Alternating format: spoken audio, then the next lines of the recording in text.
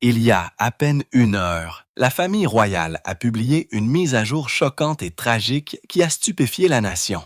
Ce ne sont pas des rumeurs, c'est officiel. Le palais a brisé son silence, et ce qu'il a révélé a ébranlé la monarchie jusqu'à son cœur. Tout est sur le point de changer. Voici ce que nous savons. L'annonce qui a secoué la nation ce matin. L'attaché de presse du palais s'est avancé dans une mer de flash, avec un visage qui en disait long. Ce n'était pas une routine. Ses mains agrippaient fermement le pupitre, et bien que sa voix ait essayé de rester calme, elle affaiblit juste assez pour confirmer ce que beaucoup craignaient depuis des semaines. La santé de Sa Majesté est plus grave que ce qui avait été communiqué précédemment, a-t-il déclaré. Et juste comme ça, le calme a été brisé. Ce qui a suivi n'était pas seulement un briefing de presse, c'était la rupture d'une illusion. Pendant des mois, les observateurs royaux avaient murmuré des réunions manquées, des annulations soudaines, l'emploi du temps réduit du roi. Mais jusqu'à présent, ces choses avaient été considérées comme mineures. Cette illusion s'est effondrée instantanément. Les mots soigneusement choisis par l'attaché de presse portaient un poids qui a réduit au silence même les journalistes les plus endurcis. À l'extérieur du palais de Buckingham, l'ambiance est passée d'un calme cérémonial à une sorte de panique silencieuse. Les gens ont réalisé que la couronne, si souvent un symbole de stabilité intemporelle, montrait de vraies fissures. Il ne s'agit pas simplement de santé, a déclaré un journaliste en direct à l'antenne. Il s'agit de contrôle, et la monarchie est en train de le perdre. La vérité se cachait à la vue de tous. Les apparitions royales sont devenues si plus courtes, les sourires semblaient plus crispés.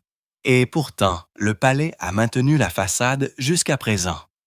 La voix de l'attaché de presse a baissé à un moment donné, à peine plus qu'un murmure.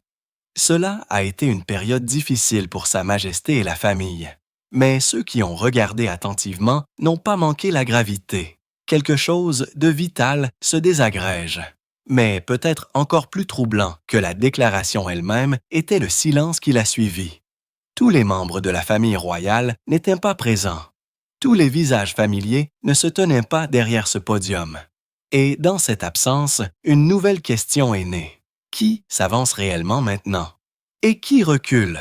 Cette question allait passer au premier plan dans les heures qui suivirent, alors que les regards se tournaient non seulement vers le roi Charles, mais aussi vers l'homme derrière le trône, et la femme qui en avait soudainement disparu. Le roi Charles, un monarque qui s'éteint sous nos yeux. À midi, les portes du palais étaient toujours entourées, mais l'attention s'était déplacée. L'attention se portait désormais sur le roi lui-même et sur ce que les sources proches de lui étaient enfin prêtes à admettre. Le roi Charles s'éteint, et beaucoup plus vite que le public n'a été amené à le croire. Le diagnostic de cancer, confirmé discrètement à huis clos après une procédure de la prostate début 2024, avait marqué un tournant. Bien que les apparitions publiques aient continué, chacune était plus étroitement contrôlée. Et tandis que Charles souriait aux caméras, des initiés disent que la vérité est plus sombre. Il s'appuie maintenant sur une canne, non seulement pour l'équilibre, mais parce que marcher est devenu douloureux. Une source a partagé. Les images que vous voyez sont répétées. Elles ne montrent pas ce qui se passe une fois que les caméras s'arrêtent. Il est devenu de plus en plus dépendant, non seulement physiquement, mais émotionnellement. Ses proches disent qu'il réfléchit souvent à sa relation fracturée avec le prince Harry, une source de douleur profonde qui reste non résolue. C'est l'un des rares sujets qui suscitent encore une émotion visible sur le visage fatigué du roi. Il en est tenté. Un ancien membre du personnel a révélé qu'il sait que le tempo presse et que la chance de réparer cela est peut-être déjà passée.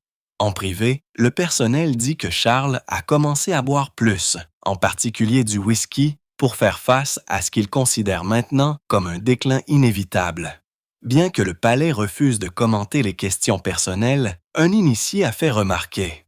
Il essaie de rester fort, mais il sait que ce n'est pas le règne qu'il a attendu toute sa vie. Ce n'est pas ainsi qu'il voulait qu'on se souvienne de lui. Malgré tout cela, Charles insiste pour maintenir les apparitions royales, bien que moins nombreuses. Mais la tension commence à se faire sentir. Il se déplace plus lentement, ses discours sont plus courts, et l'énergie qui définissait autrefois ses décennies en tant que prince de Galles a cédé la place à une figure plus calme et plus solennelle. Pour un homme qui a passé sa vie à se préparer à la couronne, l'ironie est douloureuse. Charles a à peine commencé son règne. Et déjà, la question se murmure à travers les murs du palais et les salles de rédaction. La fin est-elle plus proche que quiconque ne veuille l'admettre? Et tandis que Charles mène cette guerre privée, un autre mystère commence à éclipser l'avenir de la monarchie. Où est la reine Camilla? Une couronne silencieuse. La disparition de Camilla sonne l'alarme. L'annonce concernant la santé du roi Charles aurait dû unir la famille royale en force, mais elle a plutôt ouvert la porte à un nouveau mystère inquiétant. La reine Camilla était introuvable. Son absence lors de l'un des moments royaux les plus importants de ces dernières années n'a pas seulement été remarquée, elle a été assourdissante. Pour une femme qui a passé des années à essayer de prouver sa loyauté et son dévouement à la monarchie, sa décision de disparaître en temps de crise a soulevé des questions immédiates, et le palais n'a offert aucune explication. Les observateurs royaux n'ont pas tardé à spéculer. Était-elle elle-même malade? Avait-elle choisi de se retirer par respect pour la vie privée de Charles? Ou quelque chose de plus grave se déroulait-il en coulisses? Certains proches du palais ont fait allusion à un épuisement émotionnel. D'autres sont allés plus loin, suggérant que Camilla commençait à se sentir exclue du cercle restreint, l'influence se déplaçant discrètement vers William et Catherine. Ce qui a rendu son absence encore plus choquante, c'est à quel point elle est devenue symbolique. Camilla, autrefois considérée comme l'encre du roi, n'était pas là quand cela comptait le plus. Elle ne se tenait pas à ses côtés. Elle n'offrait pas de soutien à la presse et elle n'aidait certainement pas à stabiliser l'émotion du public. Dans une famille qui vit de symboles, son silence parlait plus fort que les mots. Un initié a décrit la situation sans détour. C'était le genre de moment où une reine consort devrait être au premier plan.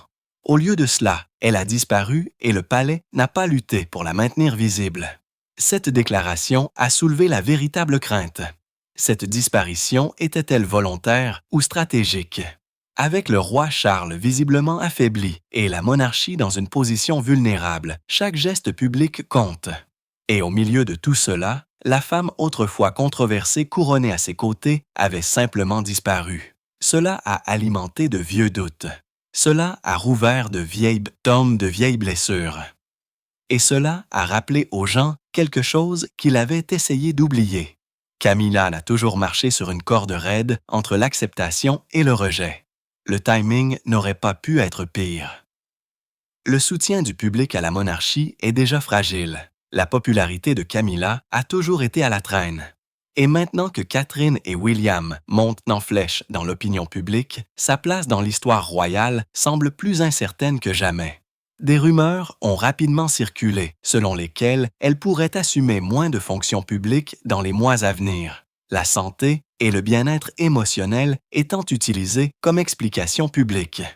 Mais la vérité pourrait être plus dure. Camilla pourrait discrètement passer à l'arrière-plan pour de bon, non pas comme une punition, mais comme une stratégie du palais. Son absence lors de l'annonce a peut-être été le premier indice, pas un accident, mais un signal.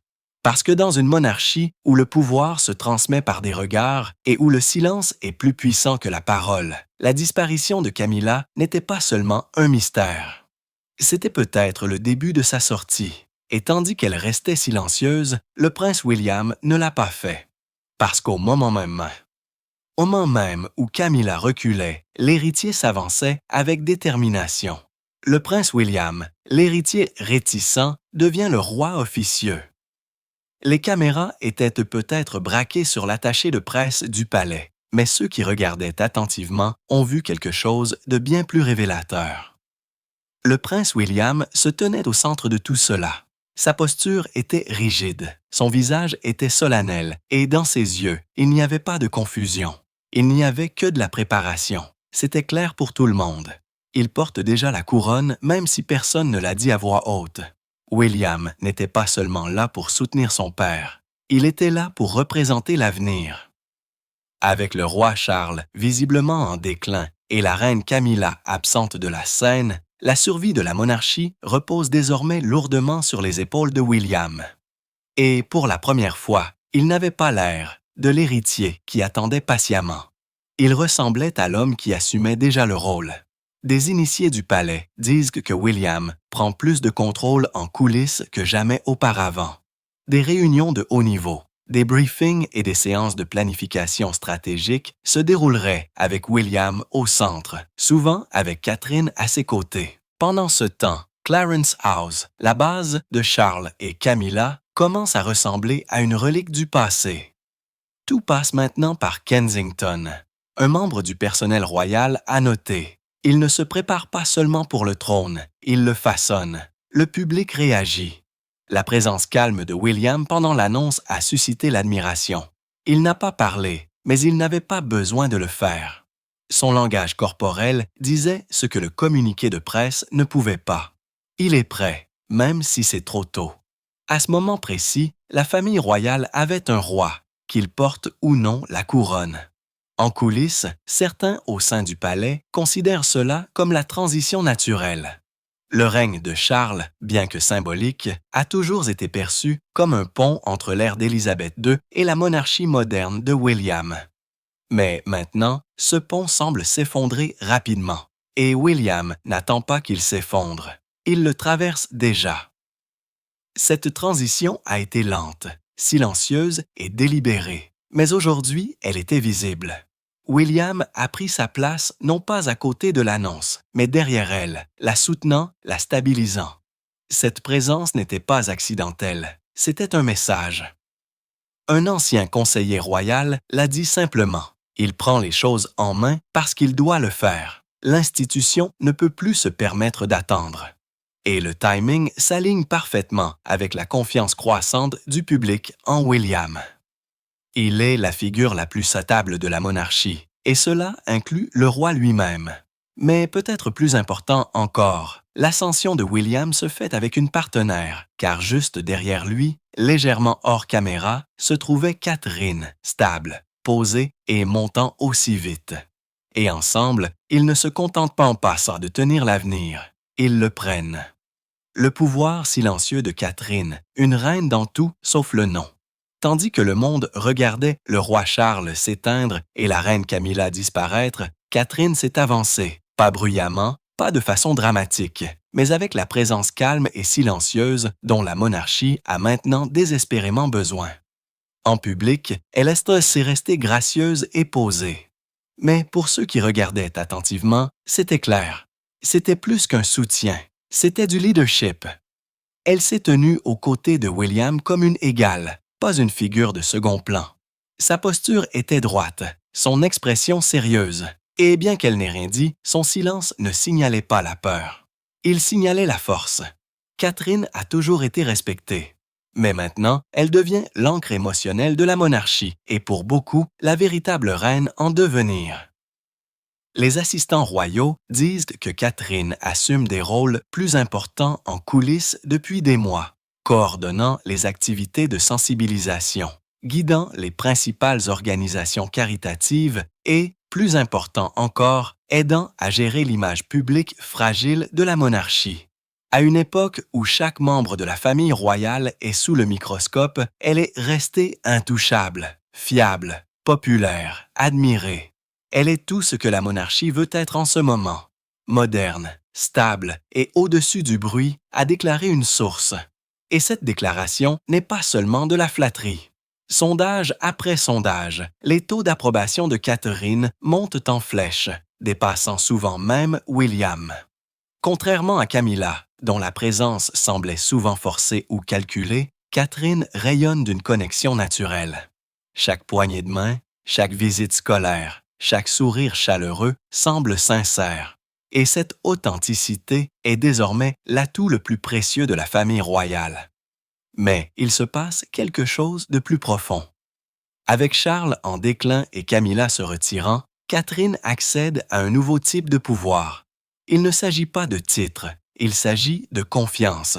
Elle devient le visage de l'avenir de la monarchie, non seulement aux côtés de William, mais comme sa propre force.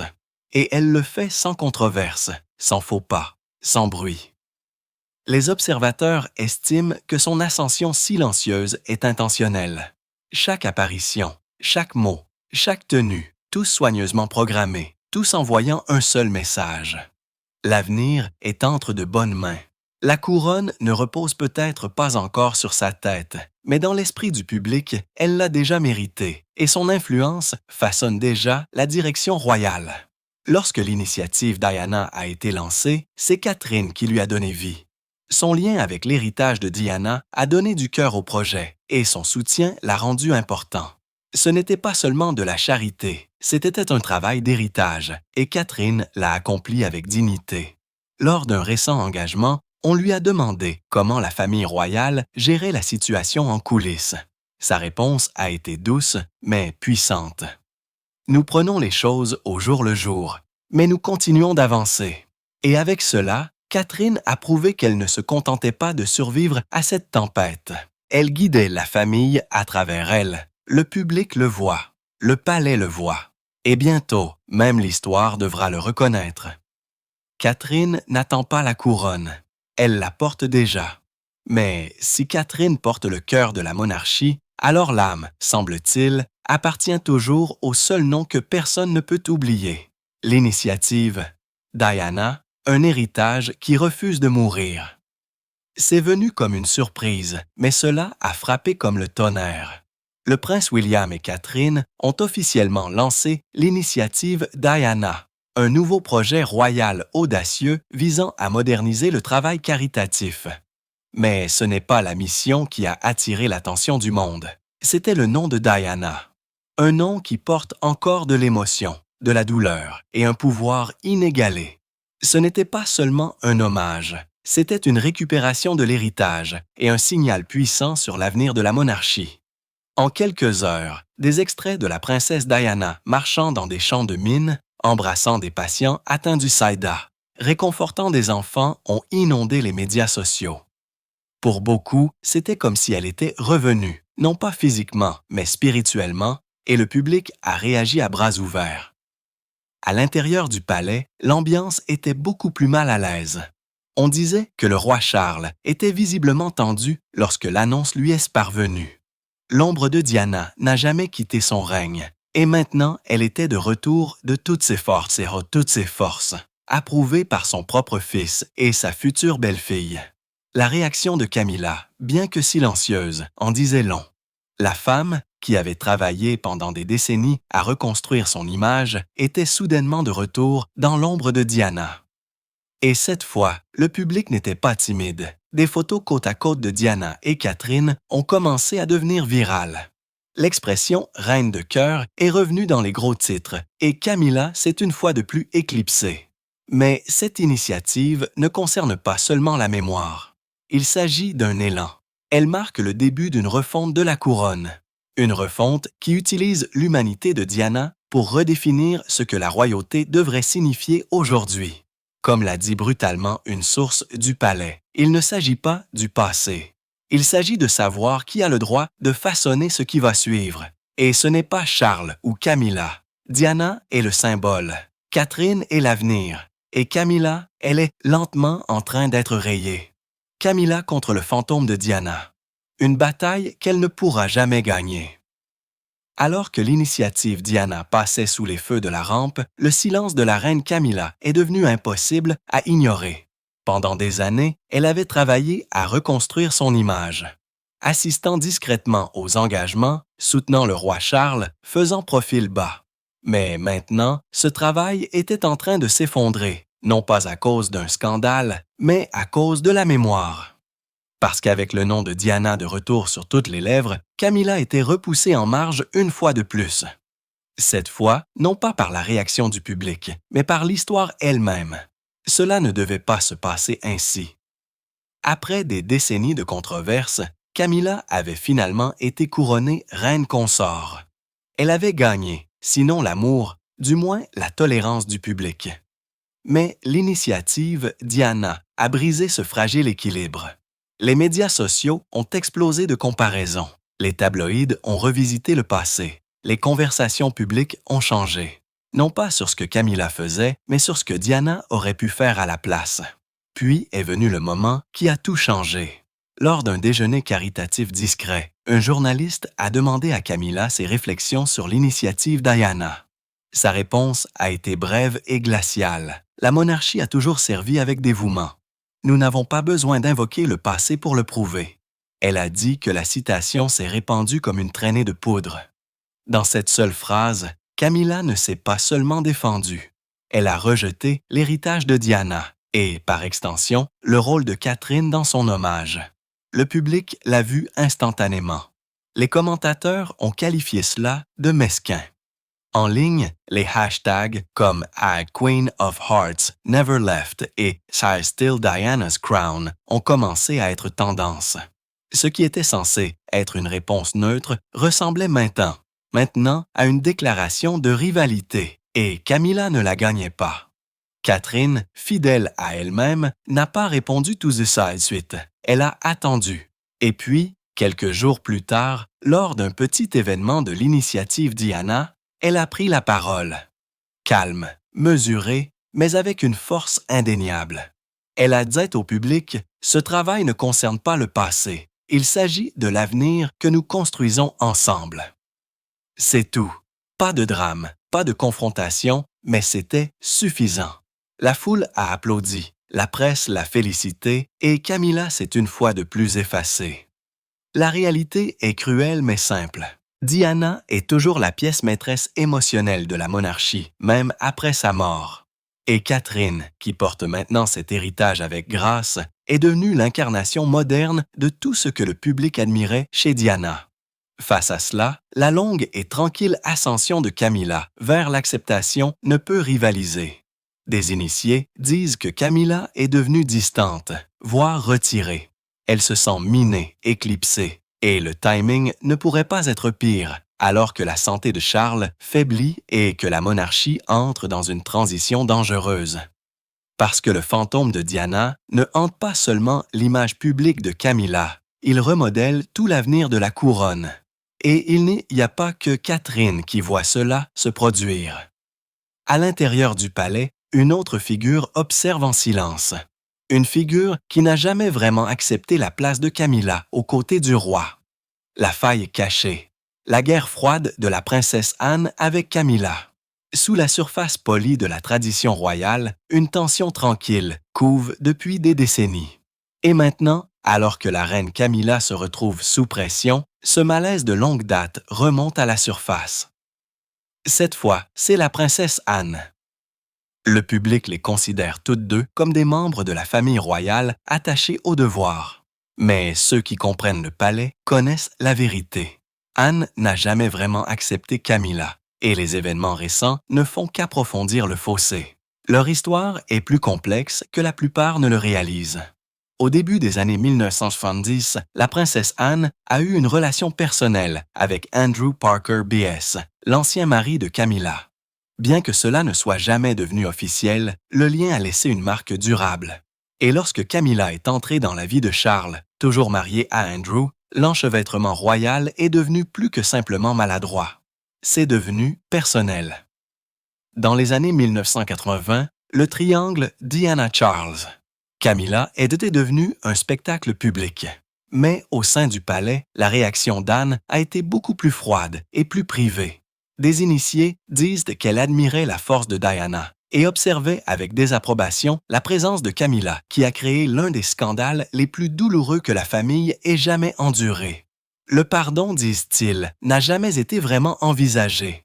Même après le mariage de Charles avec Camilla en 2005, Anne a gardé ses distances, publiquement cordiales, oui, mais jamais chaleureuses. Et maintenant, alors que le rôle de Camilla commence à diminuer à nouveau, la position d'Anne n'a fait que se durcir. Elle considère le récent retrait de Camilla, non pas comme malheureux, mais comme tardif. Un assistant royal qui a travaillé en étroite collaboration avec les deux femmes l'a décrit simplement. Anne respecte la tradition.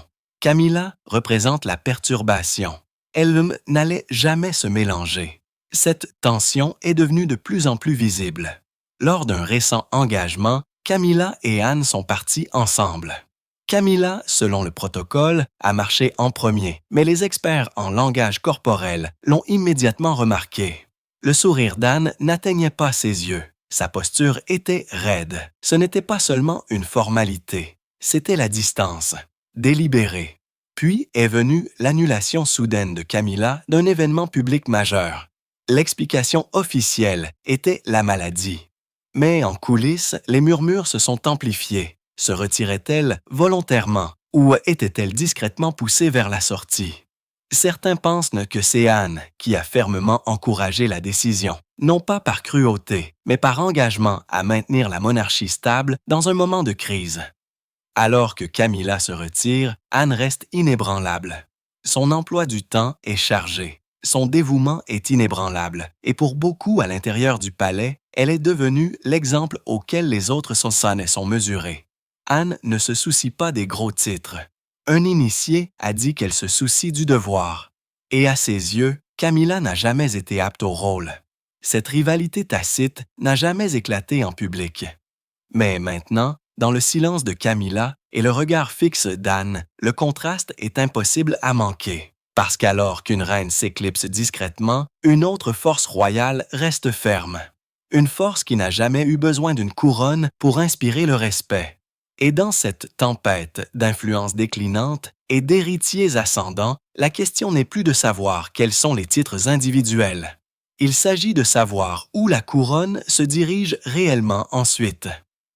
Le changement silencieux. La couronne est-elle déjà en train d'être transmise?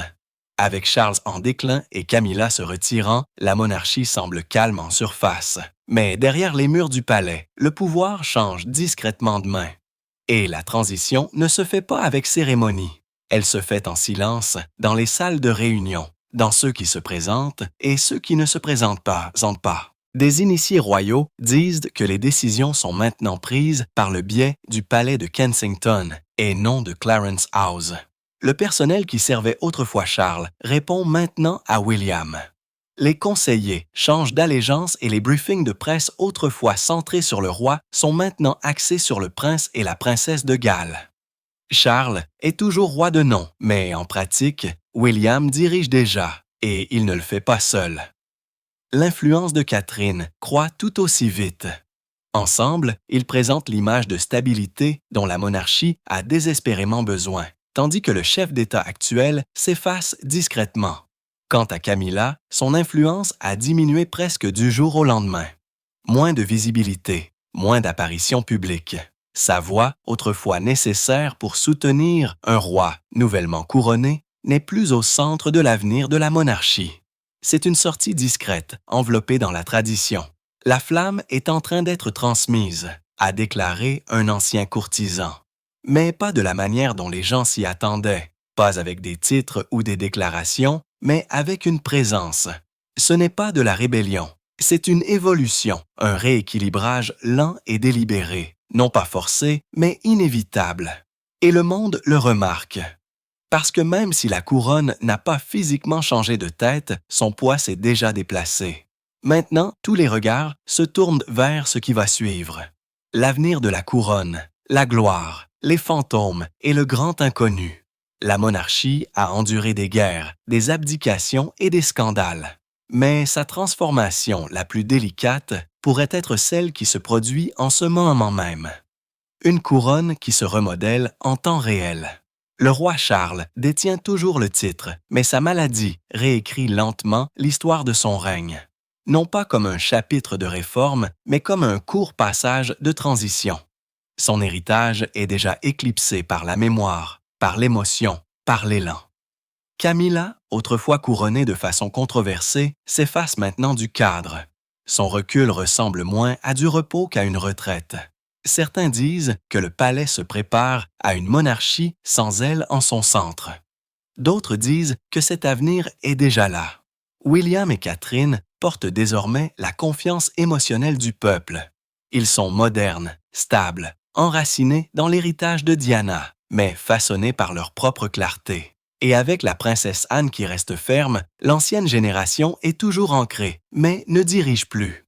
La couronne ne s'effondre pas. Un initié du palais a récemment déclaré « Elle est juste en train de se déplacer discrètement sur de nouvelles têtes. L'histoire se souviendra peut-être de ce moment, non pas par de grandes annonces, mais par tout ce qui n'a pas été dit, par qui est apparu, par qui a disparu et par qui s'est discrètement élevé à leur place. Parce que la monarchie survit grâce au silence, mais elle évolue à la vue de tous. Et la question n'est plus de savoir si la couronne va perdurer. Elle est seule.